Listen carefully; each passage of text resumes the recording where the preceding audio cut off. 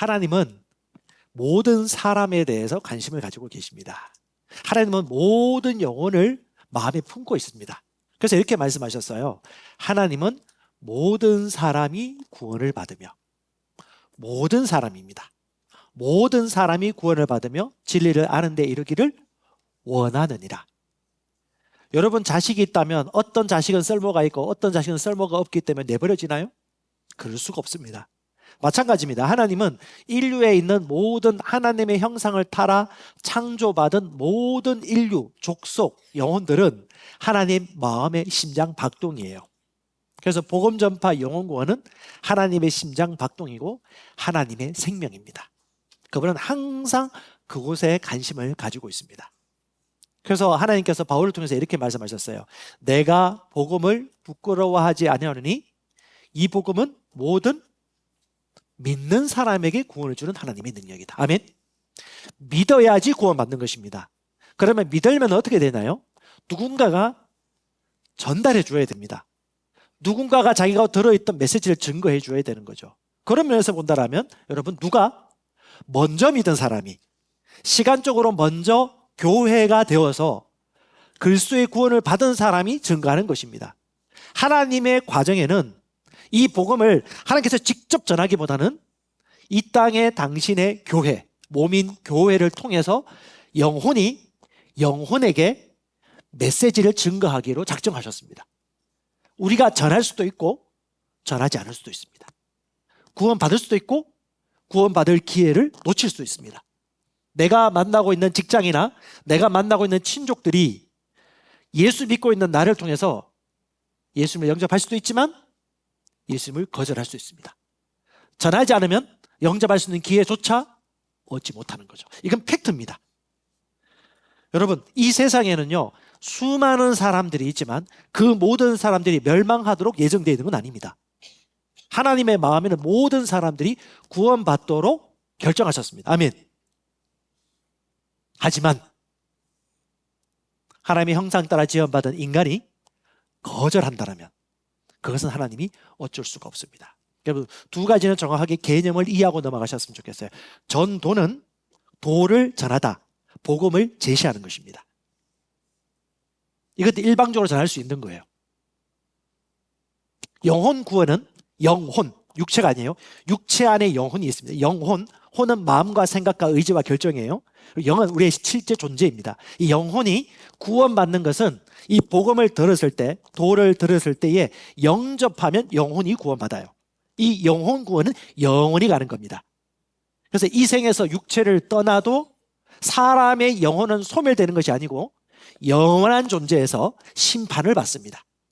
어떤 사람은 불못으로, 어떤 사람은 하나님 왕국에서 그리스도와 함께 천국의 삶을 누리게 되어집니다.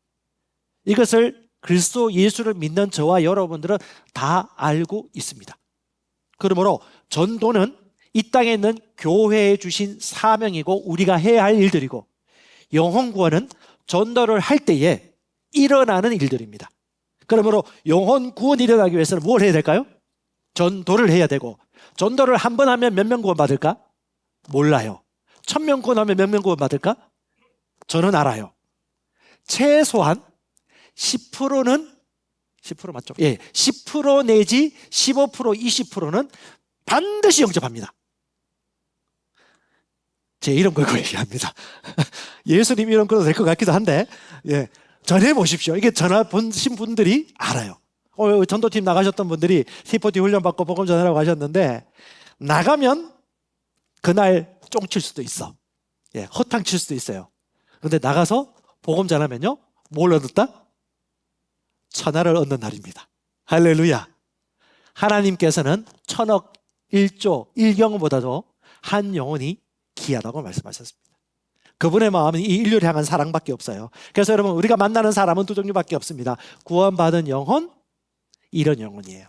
구원받은 영혼은 뭐 해야 됩니까? 당신이 받은 구원을 다른 사람에게 전할 수 있도록 가르쳐주고 성숙하도록 도와줘야 됩니다. 이런 영혼들은요, 다시 찾아야죠. 잃어버린 영혼들을 찾아 구원하려 오셨나니라. 그 예수께서 우리 안에 계시기 때문에 그 예수와 교제하는 사람은 그 아버지의 동일한 마음을 가지고 잃어버린 영혼을 찾아 구원하러 갑니다. 어제 청년들하고 독서 나눔을 잠시 했는데 결혼이나 연애 대상자를 구할 때도 보통 많은 그리스도인들이 절대적 칼빈주의 영향을 받아가지고 하나님이 알아서 남자를 데리고 와가지고 나에게 눈이 뿅 가게 해서 반하게 만들고 알아서 영접하게 만든다고 생각하는데 그렇지 않다. 사랑하는 자를 찾아 얻기 위해서 요즘은 누가? 여성들이요 더 용기를 내라고 저희가 얘기합니다. 요즘 남성 대상보다 용기를 잘 안 내. 예전 전통관념은 벌써 똑같습니다. 음악을 들으려면 어디로 가야 됩니까? 음악이 흐르는 곳으로 가면 됩니다. 영혼을 구원하려면요 잃어버린 영혼들이 모여있는 곳으로 가면 되는 것입니다. 할렐루야. 여기 하나님 우리에게 주신 사명이 있는 것입니다. 자, 마가복음 16장 15절인데요 같이 읽어보겠습니다. 너희는 온 천하에 다니며 만민에게 복음을 전파하라. 믿고 침례를 받는 사람은 구원을 얻을 것이요 믿지 않는 사람은 정죄를 받으리라. 제자들이 나가 두루 전파할세 주께서 함께 역사하사 그 따르는 표적으로 말씀을 확실히 증언하시니라. 아멘. 여기 보면 하나님의 역할, 하나님 우리에게 주신 사명이 있습니다. 뭡니까? 너희는 온 천하 만민, 대한민국을 벗어나 모든 지역과 열방과 종족까지. 중국은 55개 소수민족이 있습니다. 일본도 1억 몇천의 인구가 있습니다. 인도도 마찬가지입니다. 동남아시아 수많은 족속들이 지금 대한민국으로 몰려오고 있습니다. 종족별로, 나라별로, 국가별로 많은 영혼들이 복음을 받아야 됩니다. 주께서는 우리 보고 가라고 말씀하셨어요. 이건 우리의 역할입니다. 우리의 사명이에요. 그래서 교회 보고 가서 복음을 전파하라. 예수를 전파하라. 그러면요 두 종류의 사람을 만납니다. 믿는 사람, 거절하는 사람. 믿는 사람은 구원받을 것이요 침례받을 것이요 믿지 않는 사람은 정죄를 받으리라. 죄가 있으면 뭐가 오죠? 사망이 옵니다. 믿지 않는 것이 뭡니까? 심판이에요. 믿지 않는 것 자체가 심판입니다. 그 심판 자체가 뭐냐면 멸망이기 때문에. 그래서 믿는 것이 뭡니까? 구원이에요. 의롭다고 도장을 찍어주는 겁니다. 그러므로 믿는 사람은 은혜죠. 저와 여러분은 은혜에 참여한 자이기 때문에 이 은혜를 전하지 않을 수가 없습니다. 근데 중요한 건 뭐예요? 나만 구원받거나 나만 은혜 받은 것이 아니라 이 제자들은 20절에 보면요 제자들이 바로 순종합니다. 전파라고 하니까 바로 나가서 순종해요. 어떻게 해요? 나가 두루 전파할세. 이런 사람은 생각이 단순한 사람, 들은 대로 바로 행하는 사람입니다. 생각이 복잡하지 않아요. 생각이 복잡하지 않은 사람들이 요즘 동남아에 많이 일어나고 있습니다. 그들은 생각 없이 그냥 복음 전하러 나가요. 생각 없이 구원받아요. 은혜입니다. 우리는 너무 생각이 많아요. 안 해야 될, 못할 이유를 많이 찾아요. 하지만 하나님의 말씀을 보면 이들은 말씀 외에 다른 생각하지 않습니다. 그래서 두루 나가 전파할세. 어떻게 해요? 그 다음 하나님의 역할이 나옵니다. 먼저 나가서 전파하니까 말씀대로 순종하니까 다음 단계 문이 열리죠.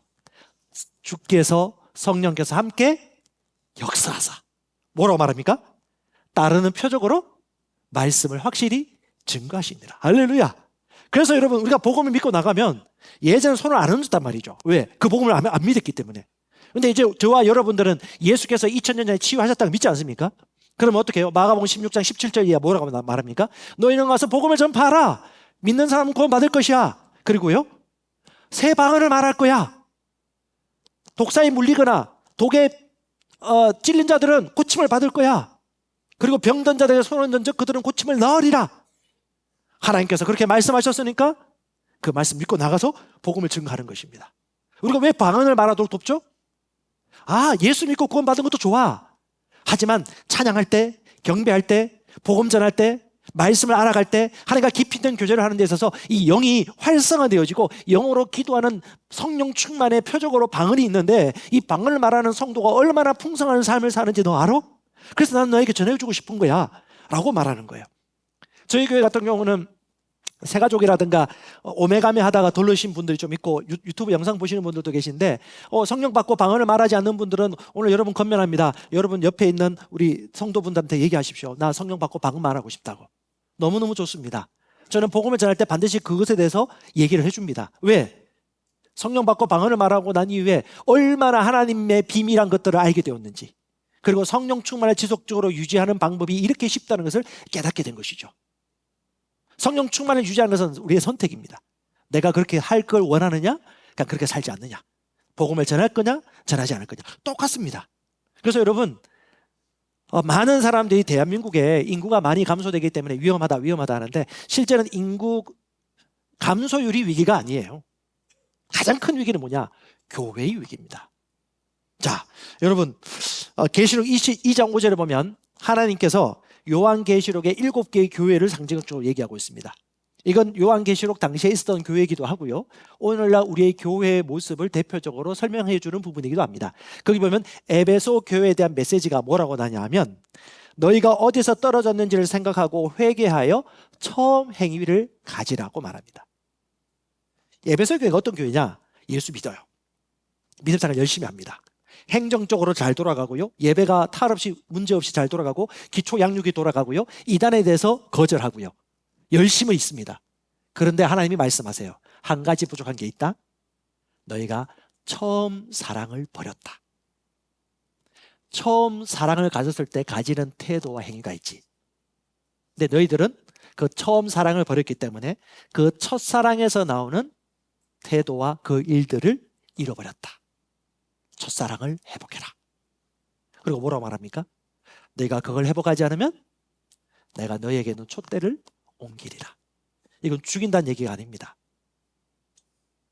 우리가 하나님 앞에 그 위대한 일들에 쓰임 받을 수도 있었지만 그러지 못할 수도 있다.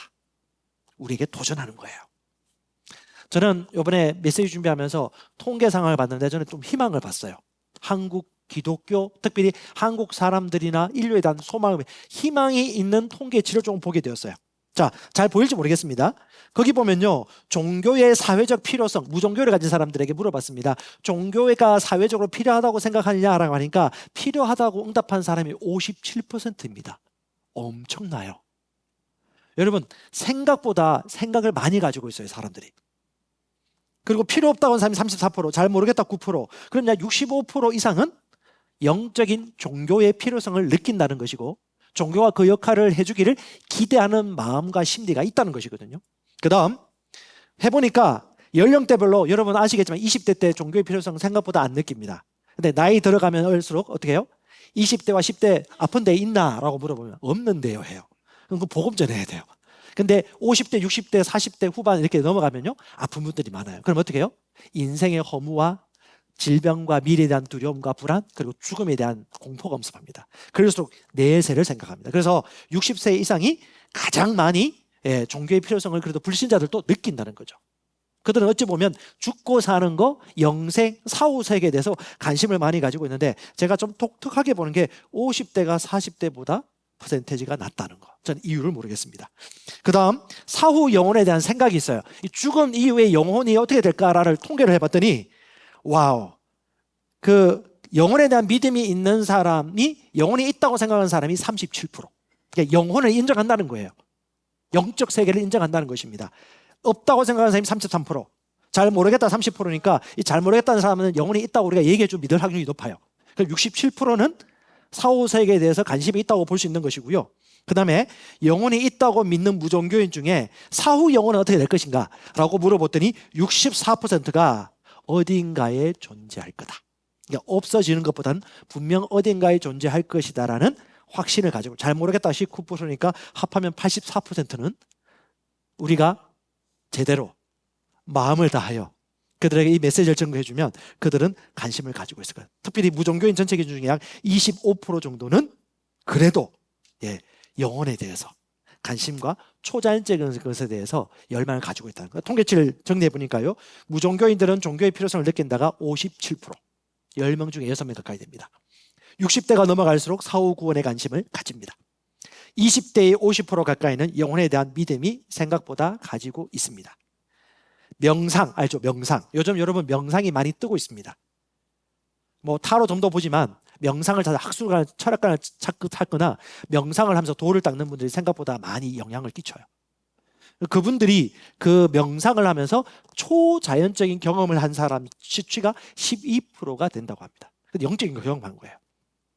여러분, 보이지 않는 세계가 있습니다. 성령도 있고요, 악한 사탄도 있습니다. 선한 일들을 위하여 힘을 주는 경우도 있고요, 악한 일들을 조장하는 유혹의 영도 있습니다. 중요한 건 뭐냐? 이것들 가운데 이 실체를 정확하게 밝히고 빛을 비춰주는 존재가 누구냐? 바로 그리스도의 몸인 교회라는 거죠. 근데 여러분, 한국의 위기는 교회의 위기예요. 교회의 위기가 뭐냐? 인구 감소가 아니에요. 인구 감소를 해결해서 돈을 주는 게 해결이 아닙니다. 대한민국의 미래는. 여러분 아시겠지만 근대 사회 이후에 초기에 미국과 영국과 해외 선교사님을 통해서 우리나라가 복음을 받아들이면서 선진문물 받아들이고 학교와 병원과 많은 교육기관들이 들어오게 되면서 문물이 새롭게 들어오게 되면서 그리스도께서 주시는 복지와 번영과 경제 발전을 이루었습니다. 그들의 목에 정신이 있었어요. 복음에 대한 정신, 믿음에 대한 양심, 잃어버린 영혼들을 향한 불쌍히 여기는 마음. 진화론이나 진화론주의자들 인간을 물질로 보거든요. 물질이 진화돼서 적자생존하기 때문에 유용한 인간을 따로 선별해두고 유용하지 않은 인간들은 소멸돼도 된다는 의식을 가지고 있어요. 그래서 맞춤식 아기를 만들거나 낙태를 아무 양심 없이 그렇게 하는 거거든요. 그런데 기독교인들은요, 유신론이잖아요. 그리고 인간의 영혼에 대해서 하나님의 형상을 닮은 인격적 존재라는 믿음을 가지고 있기 때문에 출발 자체가 다릅니다. 그런데 이 한국 교회가 이 세 가지를 잃어버리면 아무 역할을 못해요. 교회의 교회됨이 무엇이냐?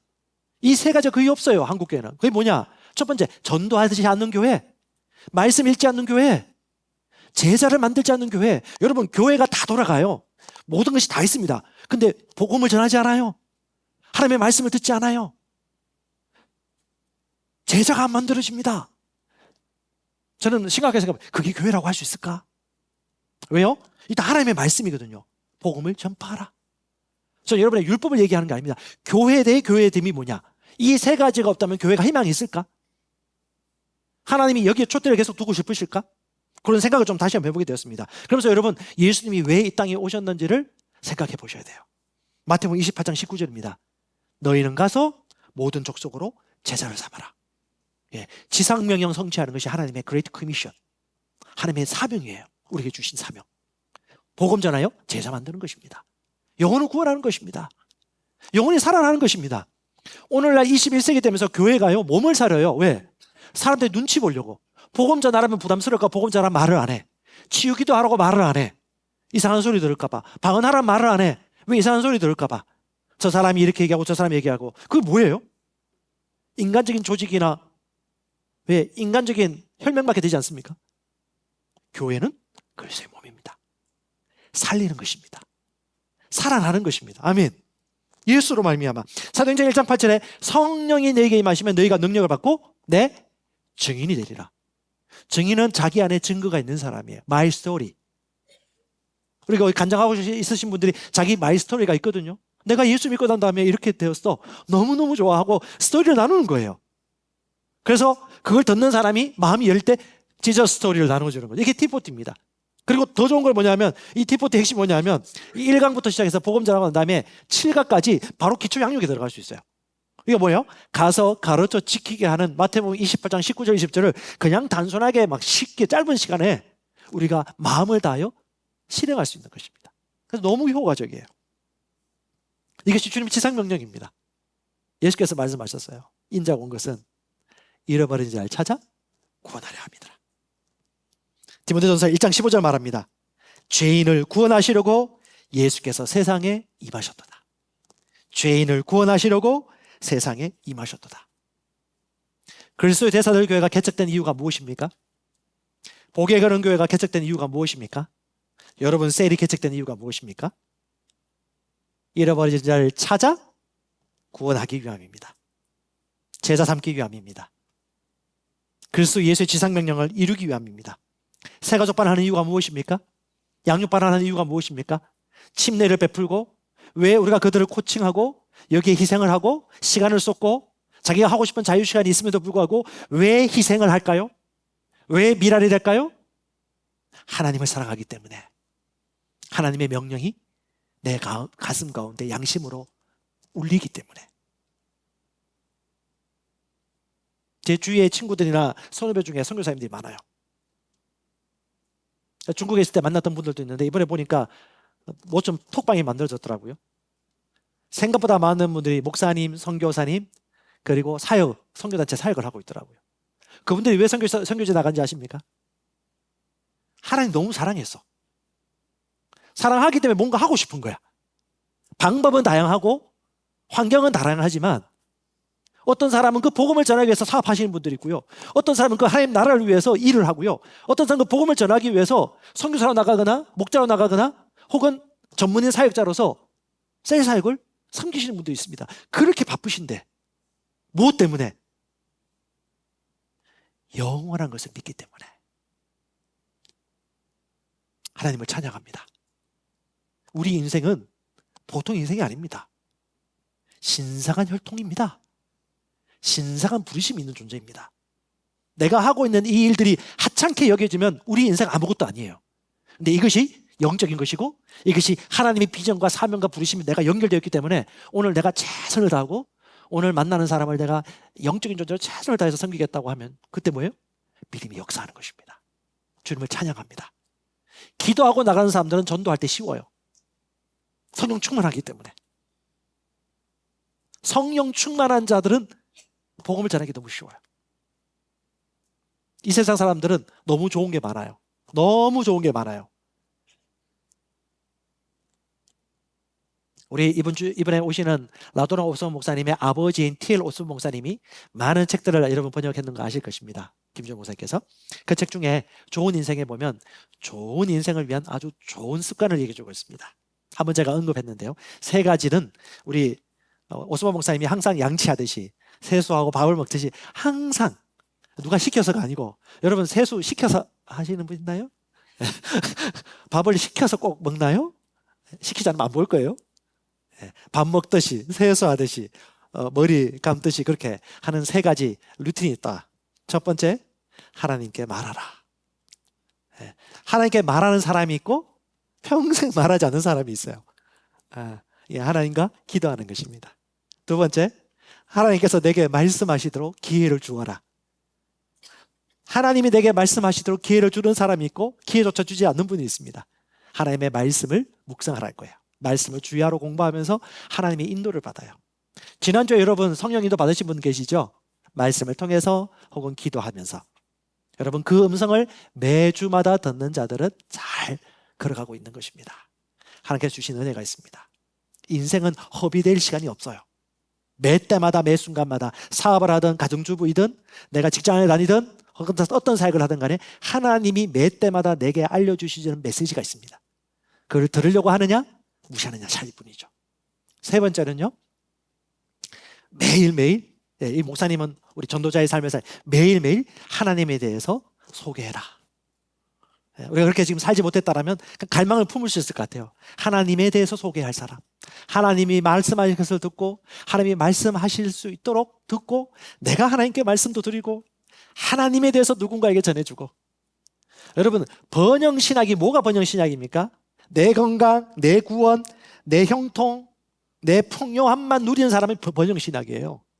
이 하나님이 주신 영광과 풍성한 삶을 다른 사람을 구출하게 하여 나누고 베풀고 희생하고 심는 것이 뭐예요? 진정한 복음입니다. 바로 우리는 그 복음을 위해서 걸어가고 있는 것입니다. 예수 그리스도께서 이 땅에 오셔서 하셨던 일들을 한번 살펴보십시오.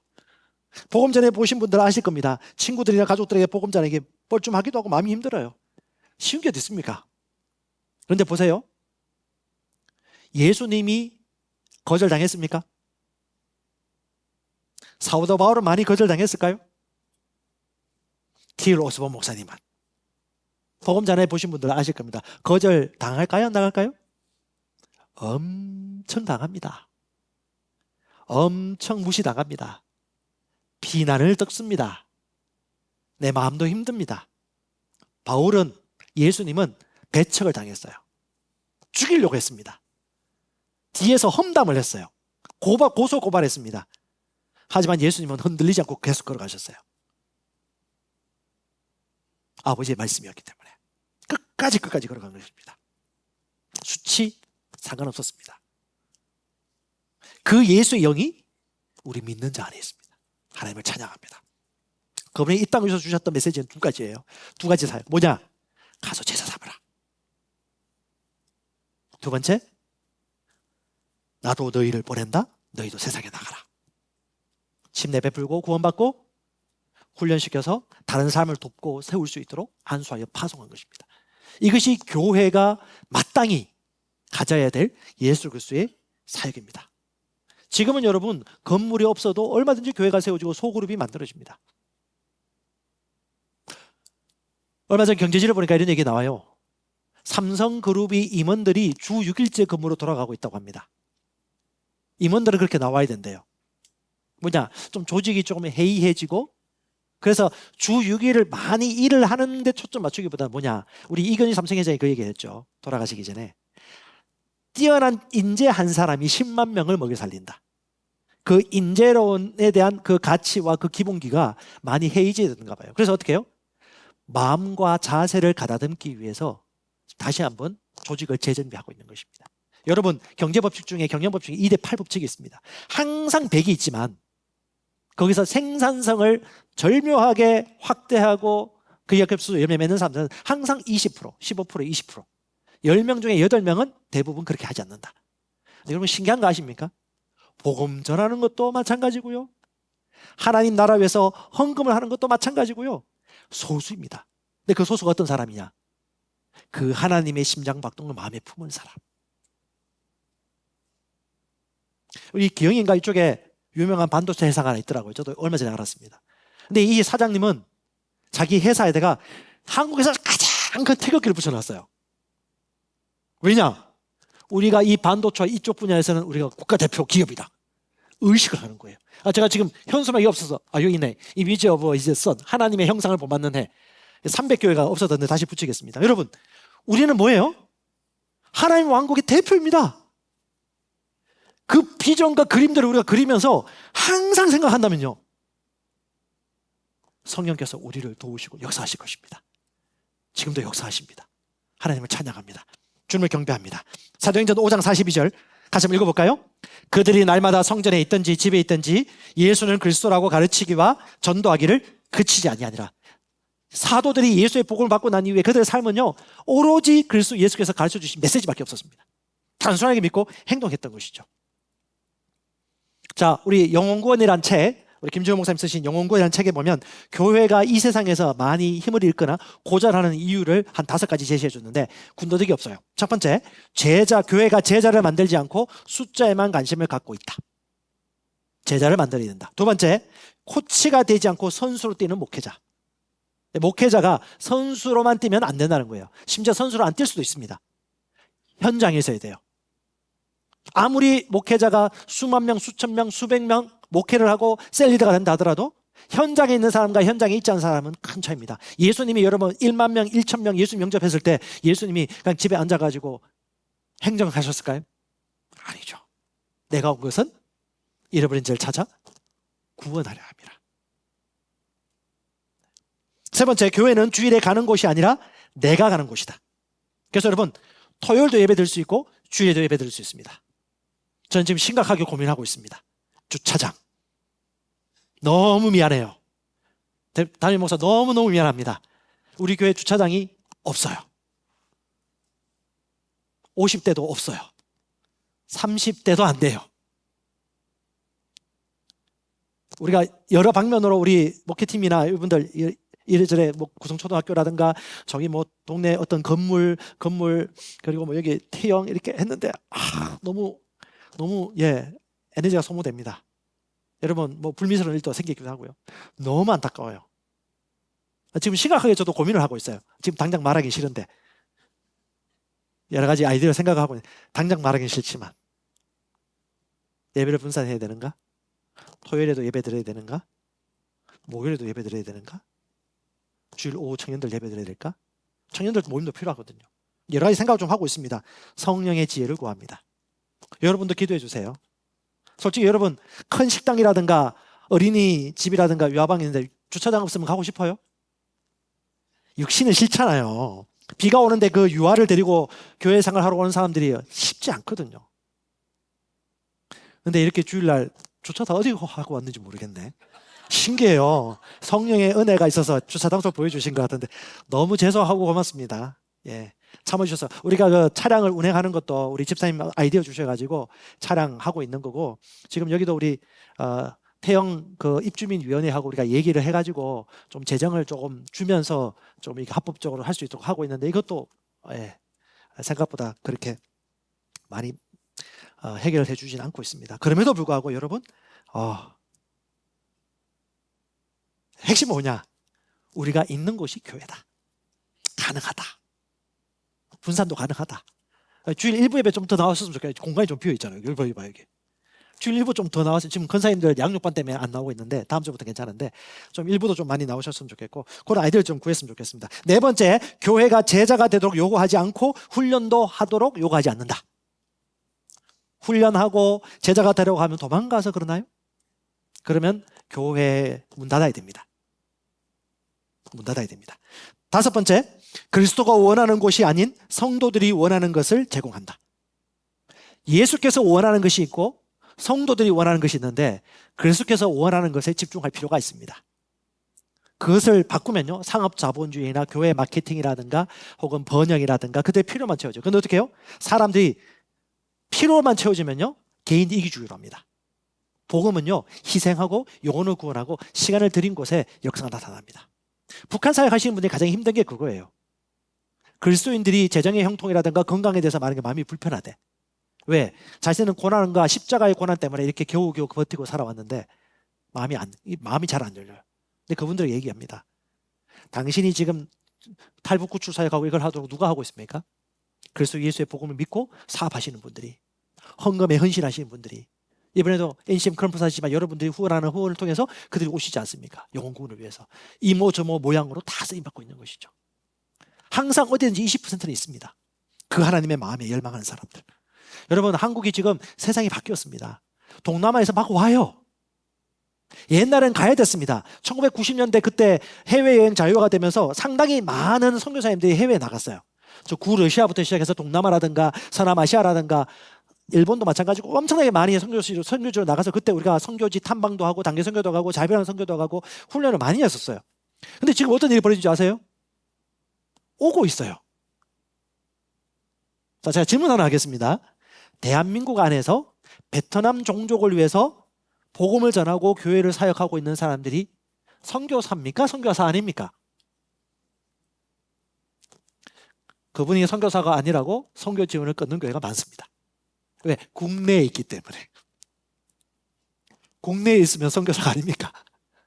그 대상이 누구예요? 해외 노동자들, 유학생들. 제가 아는 목사님은 요 수원 근처에서, 이분이 중국에서 사역하신 분이에요. 젊었을 때. 그러니까 중국어가 되다 보니까 어떻게 해요? 동일한 문화권은 동일한 종족권이 많죠. 그 중국 중국 민족을 유학생들 대상으로 교회 사역을 하고 있는데 그 교회 이름이 따로 있더라고요. 제가 자세히 들여다보지 않았는데 우리 김민성 선교사 같은 경우는 어찌 보면 가장 모델적인 해외 이주 노동자라든가 종족을 한국에서 선교해서 그 원래 자기 땅으로 가서 토착적으로 복음이 증거될 수 있는 조직 구조를 성공적으로 만든 케이스입니다. 이번에 선교사님들 들어오면 이 케이스와 그 방식에 대해서 같이 좀 나누려고 합니다. 신약교회의 모델에 대해서. 저는 우리 성도님들 중에 나는 베트남, 나는 태국, 나는 뭐 어떤 소수민족, 몽족, 혹은 뭐 인도네시아, 말레이시아, 뭐 캄보디아 이쪽에서 난 관심이 있다 하시는 분들은 한국에 들어와 있는 이주 노동자라든가 유학생들 대상으로 복음 사역 하시는 분들은 저는 그분들과 긴밀하게 얘기를 좀 나누고 싶습니다. 코칭도 해주고 싶고 교회에서 도울 수 있는 부분도 돕고 싶고. 네, 그런 분들은 여러분 용기를 내십시오. 왔어요. 선교사 안 나가도 돼. 집 문을 나가면 돼요. 선교사가 돼요. 요즘은 비행기 안 타도 돼요. 그리고 여러분이 선교 편지 돌리고 이들을 위해서 기도 부탁할 수 있습니다. 세상이 바뀌었어요. K-팝, K-드라마, K-푸드 엄청나게 이 복음을 전할 수 있는 하나님이 문을 열어주셨어요. 누가 복음 듣습니까? 들을 만한 사람, 들으려고 하는 사람들이 있는 데로 가야 돼요. 그럼 어떻게 해요? 한국 사람들이 잘 안 들으려고 하면 잘 들으려고 하는 그 민족으로 가면 되는 것입니다. 그래서 피터 와그는 얘기합니다. 가장 효과적인 복음 전파는 새로운 모임이나 소그룹을 개척하는 것이다. 작을수록 더 잘 전해요. 닐콜 목사님이 이렇게 얘기했습니다. 사람들이 대형 교회를 성장시키는 동안 그는 교회를 배가하고 리더와 교회를 땅끝까지 내보내기 위한 일을 조용히 시작했다. 성경적 조용한 혁명이죠. 곱고꼼꼼하다. 엘빈 토플러는 변화에 대한 새로운 정의를 내렸습니다. 21세기 문맹자는 읽고 쓸 줄 모르는 사람이 아니다. 이미 배운 것, 전통, 조직, 익숙한 것들을 무너뜨리고 다시 배우는 과정을 할 줄 모르는 사람이 21세기 문맹자가 될 것이다. 교회 안에 그런 사람은 없을까요? 시간, 전통, 관념, 성경이 어떻다고 얘기하면 그것을 바꿀 필요가 있어요. 여러분 건면하고 싶습니다. 여러분 T40, My Story, Jesus Story, Training for Trainers, 복음 전하고요, 내간장하고요, 그다음에 기초양까지 갈 수 있는 좋은 길입니다. 이거 여러분 또 훈련 또 시작할 거예요. 그때 지원하셔가지고 하실 수 있는 분들은 하시고, 또 지금 지난번에 우리 최 권사님께서 간증을 한번 하셨는데 벌써 6과 7과까지 다 마무리하고 7과 마무리가 또 복음 전할 수 있는 끝까지 하고 마무리하거든요. 이게 Training for Trainers예요. 훈련자를 위한 훈련 과정이 이어져 다 들어있는 거예요. 원래 T40의 새로운 피조물의 정체성에 대한 메시지가 없었어요. 그걸 3가에 집어넣은 겁니다. 2가에 진짜 나는 누구일까? 이걸 여러분 활용할 수도 있고요. 그 다음에 저희 교회 자산은요, 새로운 피조물 전도지가 있습니다. 이 새로운 피조물 전도지 보면 이게 까만 사람하고 노란 사람이 있고요. 딱 펼치면 다 읽으려고 하지 마세요. 딱 그림이 나와. 그림 중심으로 설명을 하고 여기에 해당되는 구절 한 구절만 설명하면 돼요. 그리고 바로 또 넘기면 또 그림이 나와. 아담은 죄를 그림 설명하고 성경 구절 하나 하든가 여기 하나 딱 읽고 끝내면 돼요. 세 번째 또 그림이 나와. 사람은 그림을 좋아하거든요. 그림. 죄로 말미암아 죽었습니다. 예수님 보내주셨습니다. 그 다음에 그림. 영생을 주시려고 오셨습니다. 그럼 어떻게 해요? 십자가의 죽음과 장사와 부활을 믿으면 됩니다. 마지막에 하나님 자녀 태어날 수 있습니다. 끝. 영접기도. 요거 여러분 뒤에는 뭐예요? T40예요. 기초 양육이에요. 세가족반 1강, 2강, 3강을 다 넣어버렸어요, 이 안에. 이게 세가족반이에요. 4강 비전 빼고. 그러니까 요거 하나만 하면 복음 잘하는 거, 기초 양육 3, 4조 다 할 수 있고요. T40도요. 여기는 성경이라든가 기초, 우리 일반 사람이 알 수 있도록 6과 7과 가지로 다 한 거거든요. 제가 볼 때는 이 두 가지를 잘 활용하면 좋을 것 같습니다. 뭐 성교단체 하시는 분들은 CCC라든가 뭐 이런 분들은 사형리라든가 그다음에 뭐 걸없는 책이라든가 전도 폭발 훈련 전도지로 해도 되는데요. 중요한 건 뭐다? 중심. 성령 충만. 전도에 미련한 것. 말이 유료하지 않아도 돼요. 마무리하겠습니다. 영혼 구원에 대해서 몇 가지 팁을 하겠습니다. 첫 번째요. 복음 전파에 대한 믿음과 열정이 중요합니다. 믿음. 뭐요? 마음으로 믿는 거. 지금도 복음 전파가 된다. 지금도 영혼 구원 된다. 그들은 예수님을 영접할 지각을 가지고 있다. 그들은 갈망하는 마음을 가지고 있다. 그리고 믿는 것과 동시에 뭐요? 말도 바꾸셔야 돼요.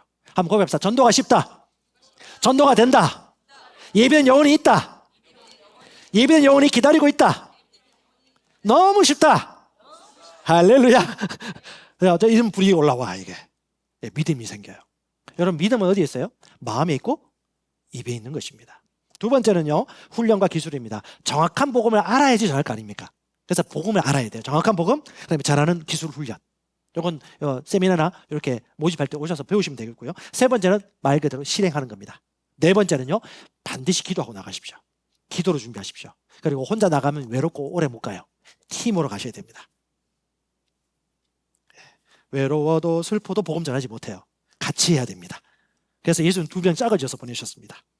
자, 스톡델 패러독스라고 있습니다. 유명한 미군 장교가 베트남에 포로로 끌려갔다가 나중에 살아나고 난 다음에 그가 증명했던 거 있죠. 많은 사람들이 죽더라. 죽은 사람들의 특징이 뭐냐? 과도한 희망만 가진 사람, 꿈만 꾸는 사람 다 죽더라. 근데 끝까지 살아남은 사람이 있어서 그렇게 혹독한 환경에서 그 사람들이 누구냐? 어떻게 해요? 현실 속에 가장 냉혹한 사실을 직시하는 사람. 미래란 꿈은 가지고 있지만 현실을 도외시하지 않고 현실을 인정하는 사람. 한국교회도 마찬가지입니다. 복음도 마찬가지입니다. 믿음과 희망과 열정을 가지고 있지만 어떻게 해요? 현실을 정확하게 봐야 돼요. 전해야 됩니다. 심어야 됩니다. 음악이 있는 곳으로 가야 됩니다. 남자친구 만나고 싶은 남자친구 모여 있는 곳으로 가야 됩니다. 기도해야 됩니다. 이건 뭐예요? 그리스도인들의 믿음입니다. 그래서 여러분 그리스도 예수께서 하신 말씀을 통해서 마무리하겠습니다. 요한복음 18장 37절 그리스도 예수께서 직접 말씀하셨습니다. 내가 이를 위하여 태어났으며 이를 위하여 세상에 왔나니 곧 진리에 대하여 증언하려 함이라. 우리가 새로운 피조물로 태어난 이유도 똑같습니다. 하나님을 찬양합니다.